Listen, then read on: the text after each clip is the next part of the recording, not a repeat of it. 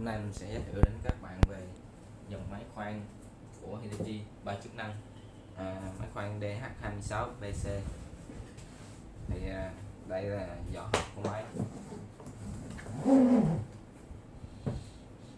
Thì bây giờ mình sẽ mở hộp cho các bạn xem bên trong hộp có gì.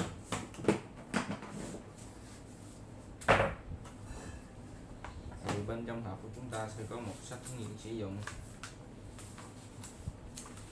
và một cái đũa đo và một tay cầm. Tiếp theo nữa là máy của chúng ta. Máy của chúng ta là máy khoan pha chức năng, chức năng khoan sắt và khoan bê tông và chức năng đục.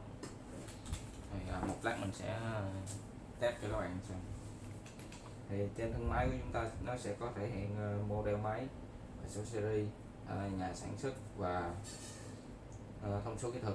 Thì ở đây máy này xài dòng điện 220V và công suất của nó là 830W, tốc độ ngàn vòng của nó là 1100 vòng trên một phút.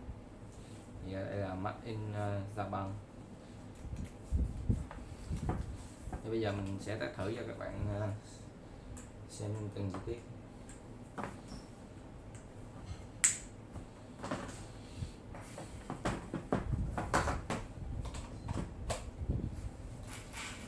Thì công tắc này là công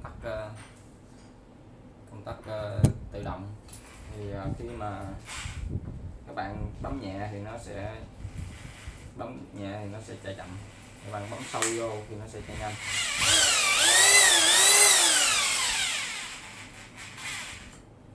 Đây là khoan sắt, còn đây là khoan tông.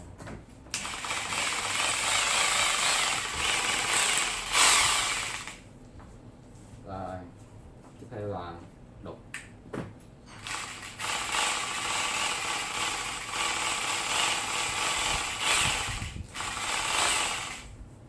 Còn cái nút này là các bạn sẽ chuyển chiều. Đây.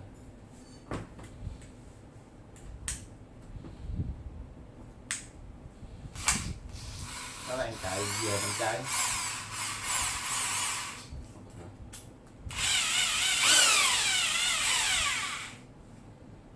Thì mình vừa giới thiệu cho các bạn về dòng máy khoan đa chức năng của Hitachi, máy khoan DH26BC. Cảm ơn tất cả các bạn đã theo dõi video của mình. Hẹn gặp lại các bạn vào một video tiếp theo.